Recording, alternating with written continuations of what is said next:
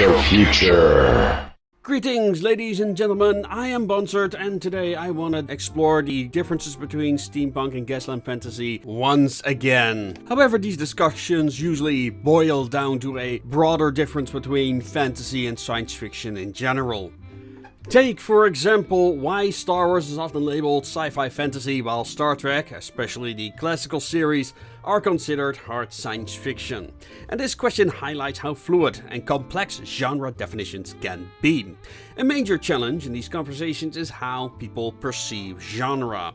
And this is what I consider to be the differences between creators and consumers. As a creator, I view genre primarily as a tool rather than a rigid category. It's a flexible framework that includes tropes, storytelling structures, themes, world-building elements, and writing techniques. On the other hand, many consumers approach genres as if they have fixed expectations of what a story of said genre should be. Often they have a very limited understanding of the creative process behind these works.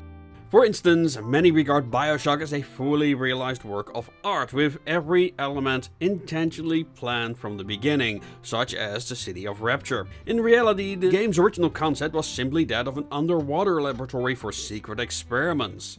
The iconic city that the game is now known for and its founder, Andrew Ryan, emerged later as the gameplay was developed and the creators realized their vision of what they wanted the city to be. In this process of conceptual evolution is where I, as a creator, am most interested in.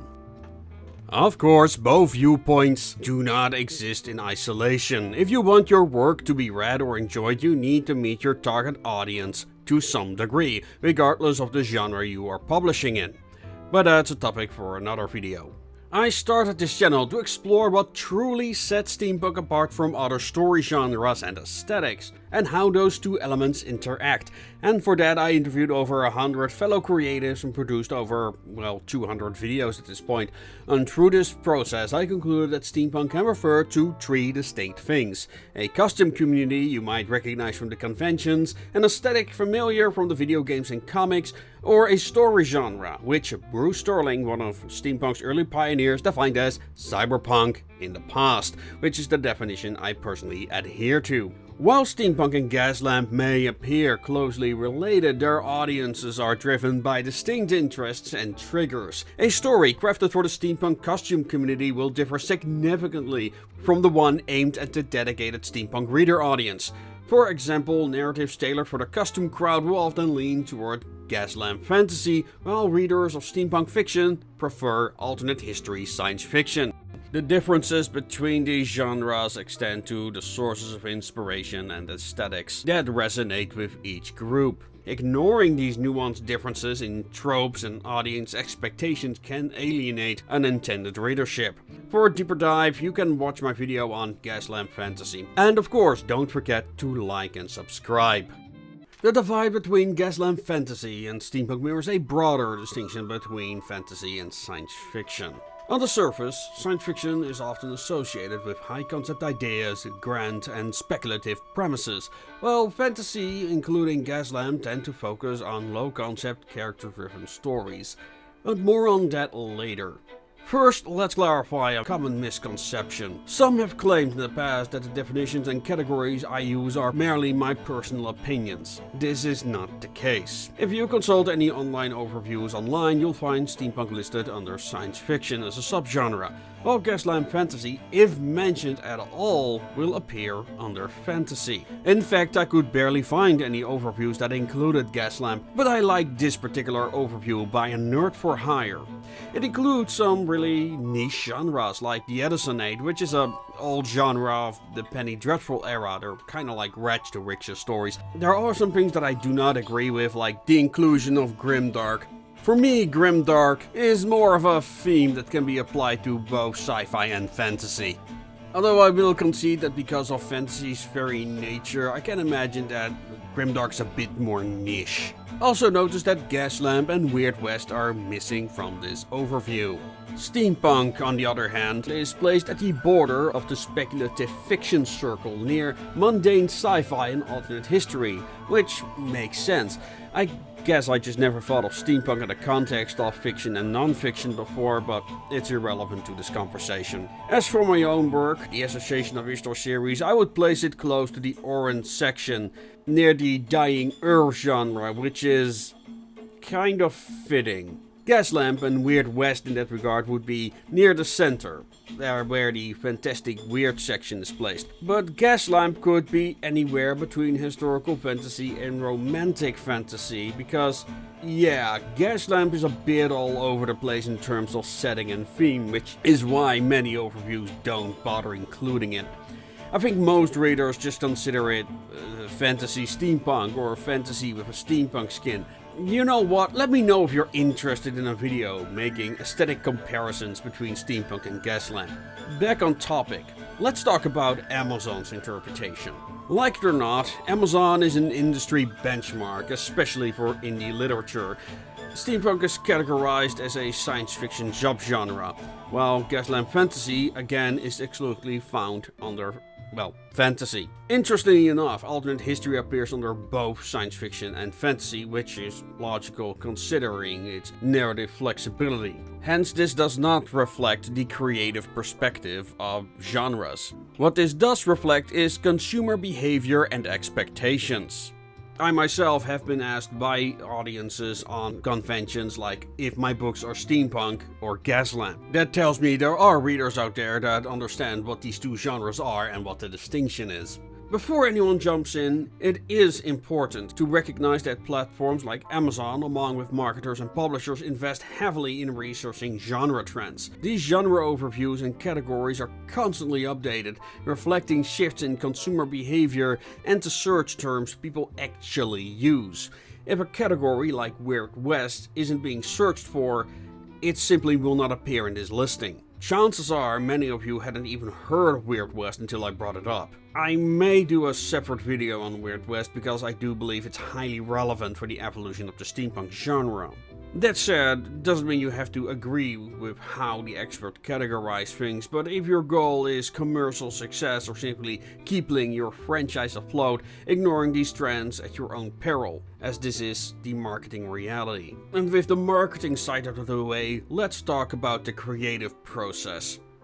Let's start with a broad overview of the differences between fantasy and science fiction. In fantasy, we're invited to accept the impossible. Magic, magical creatures, supernatural forces. These are usually power fantasies about barbarians fighting dragons and mages casting impossible spells. Science fiction, on the other hand, challenges us to believe in the improbable, technology and phenomena rooted in science or plausible future advances. In my own work, this often means speculating about a past that never existed. And therefore, for me, magic is off the table.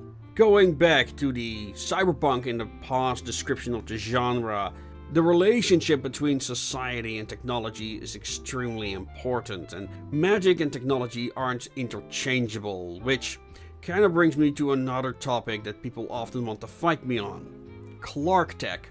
A concept conceived by the sci-fi writer Arthur C. Clarke, who said that sufficiently advanced technology is indistinguishable from magic. In discussions, people have misrepresented his statement by meaning that there is no distinction between technology and magic. This is not true. Imagine traveling back in time to the Stone Age with something as simple as a lighter. If you show that to a caveman, you will seem like a god who can wield fire at will, as the lighter is so advanced from their perspective that it might appear magical. And yet here we are knowing this is very real. So that is Clark Tech. Technology that's improbable but not impossible. As for the vocal group of people who keep insisting that magic and technology are the same, to them I say, if you want to write fantasy, just write fantasy. This is relevant because sci-fi asks us to push beyond what is currently plausible and imagine the uncanny. Could we ever build Star Trek style transporters? Maybe, maybe not, but we can speculate about how they'd work and how they'd reshape society. For instance, if instant transportation existed, entire industries like logistics would be upended. Roads might lose their value and cars and airplanes would become niche hobbies for the extremely wealthy. Which brings me to another important point about speculative fiction. Ursula K. Le Guin is a postmodern writer famous for Tales of the Earthsea. I mention this because in her ideological sphere, everything is metaphorical for something, no matter how far-reaching. But when it comes to sci-fi, I begrudgingly have to admit that she might have a point. The Terminator is a representation of our fear of nuclear war and emerging computer technology. The relationship between Klingons and the Star Trek's Federation are a stand-in for the Cold War. The Matrix made us question reality. 1984, a warning for authoritarianism. I could go on. Sci-fi is known to hold up a mirror of our own era and the future where we might be heading. Star Trek portrays a bright future for humanity, but it's riddled with warnings about how things could have gone if humanity made different choices, related to real-life matters like racism, ideological differences, authoritarianism, and more improbable scenarios like godlike aliens lording over lesser species. I'm not implying fantasy doesn't have such metaphors, but the symbolism in fantasy tends to be more about individual characters than about the grander narrative. Fantasy books are more about escapism than social critique. For instance, Boromir's ancestral sword gets reforged in The Lord of the Rings, symbolizing his embrace of his family legacy that includes his right to rule, but it's far from an analysis of feudalism or what Boromir's rule would have looked like in practice. He might do such bad of a job, he might trigger a liberal revolution for all that we know. But that is not what Lord of the Rings is about. Fantasy tends to focus on the adventure and power fantasies. Usually they don't hold up a mirror and make us reflect on the nature of feudalism. There are exceptions, of course. Terry Pratchett's Discworld often lampoons the English language. Fantasy tropes and parts of our culture that we take for granted but on closer inspection don't make a whole lot of sense. Like Discworld, Gaslamp, or historical fantasy, no matter how you want to call it, tends to be more speculative and therefore low on the magic. The reason for that is that spectacular magic and impossible feats of strength can distract from the themes that the writers really want to explore. Most fantasy tend to be about power fantasies, monsters, improbable feats of magic, architecture, and interspecies relationships. It's for that reason romantasy is currently very popular, although there are a lot of fantasy readers who generally despise it. But here we have characters pursuing impossible interspecies relationships, while also slaying dragons as a Starbucks barista. Another popular fantasy theme is coming-of-age stories, which really fit in well with the emphasis on the hero's journey. In all of these cases, we're talking about low-concept story structures where the world revolves around the characters, because the whole point of the world is to provide a challenge for the protagonist to overcome. When it comes to low fantasy, Jonathan Strange and Mr. Norrell is a great example of magic in speculative fiction, a story about two wizards in Georgian England, imagining how magic could influence warfare and politics as seen from the perspective of two extreme personalities. And here we touch upon everything is a metaphor in speculative fiction. Norrell is a man who studies magic for magic's sake. He doesn't want to improve magic, he doesn't want to invent new spells, he just wants to speculate and write new books. However, he's also extremely conservative and wants to make stringent rules about what types of magic are and are not allowed to be practiced. On the other hand, we have Mr. Strange, his pupil, who is a reckless young man who wants to apply magic in new and inventive new ways. And for that, he's very attracted by the spells from a character called the Raven King. This divergence in opinions and motivations is why the characters will eventually have a falling out, sending Mr. Strange on a path of, well, almost self-destruction as he's trying to summon the so-called Raven King and learn his spells. Eventually, this goes all horribly wrong and the two men have to team up in order to undo all the damage that both of them have caused. And this is the mirror that Jonathan Strange and Mr. Norrell is holding up to us. the young, youthful energy off to improve the future, but taking irresponsible risks, while we have conservative Mr. Norrell, who wants to be responsible, but really not achieving all that much other than gathering political prestige. But the most compelling aspect about the story is that both men are right and wrong in their motivations and presuppositions. To come to the conclusion, understanding the differences between speculative fiction and pure fantasy is in this regard very important. As I said, one holds up a mirror and wants us to reflect, while the other is just escapism. Gaslamp in that regard is an odd duck, because it can be anything, hence a lot of overviews do not even include them as a genre, which I fully understand. And yet, consumers do. But I think that has much more to do with the aesthetics than with the themes of the story, which again can be all over the place. Hence, Gaslamp can be historical fantasy like Jonathan Strange and Mr. Norrell, or oddball fantasy like Girl Genius by Katja Foglio, who created the term Gaslamp to begin with. To conclude this video, I would like to thank the people who supported our last Kickstarter for the role-playing game Nightwatch in order of contribution. Starting with Elias III, Brian Hackman, AJ, Habitable, Awesome Autocrat, Stephen Balance, Jan Canton, Alex, and Bradley Adams. Thank you all so much for your support.